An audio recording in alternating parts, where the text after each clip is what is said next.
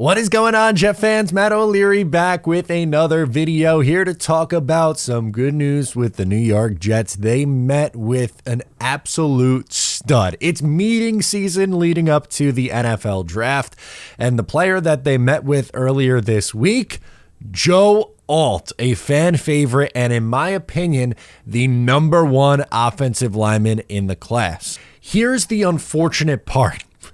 I don't think he's going to be there for the New York Jets at pick number 10.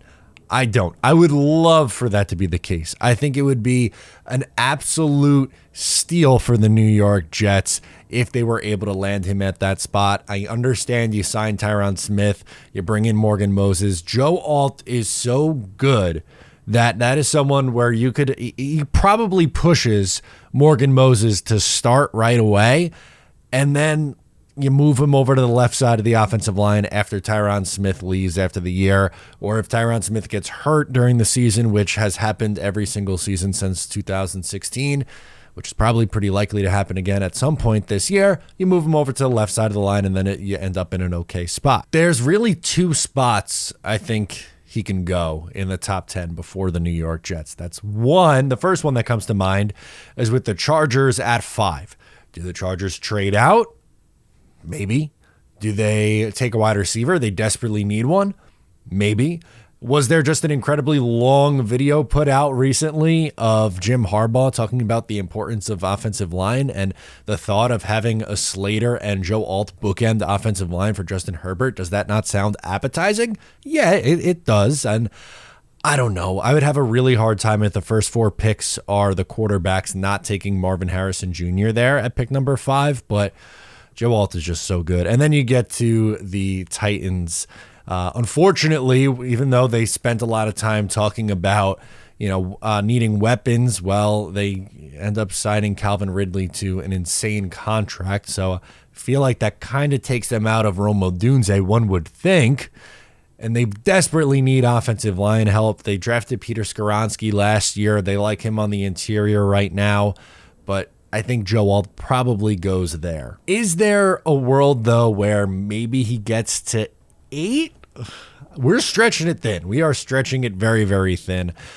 We've talked a lot recently about Jets trade-up situations and trading up for Malik Neighbors at either pick number 5 or number 4. Like, that would be really, really cool to see happen. But is there a world where the Jets trade up for Joe Alt?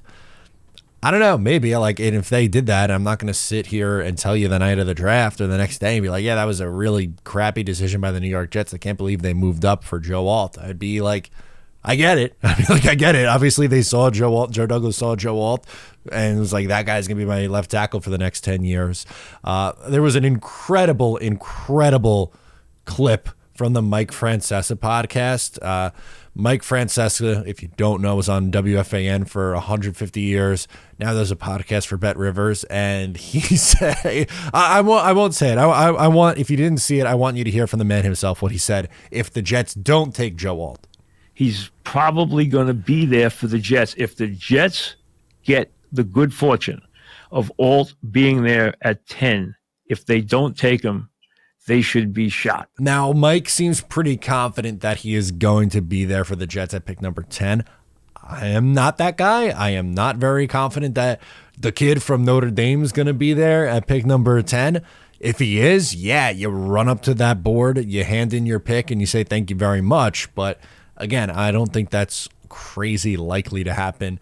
I think there's a chance he can go 5 to the Chargers. I think there's a chance if he doesn't go there, then he's going to the Titans at 7. If something absolutely bizarre happens and they don't take him, either the Chargers or the Tennessee Titans, then I am probably doing everything I can to get up to number 8 to grab him. And maybe you could then debate on whether you want to move up to 8 for Rome Odunze or Joe Alt or whatever.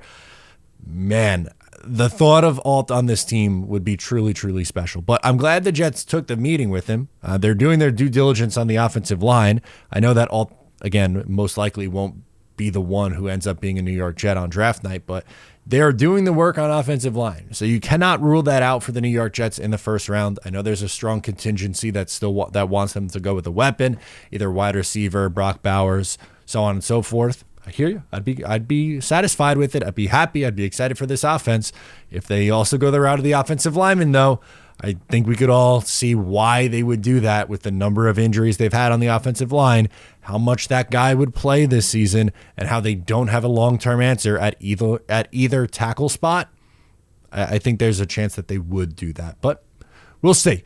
Let me know your thoughts down below on Joe Alt meeting with the New York Jets. Down below in the comments, I'm Matt O'Leary. I'll catch you guys next time.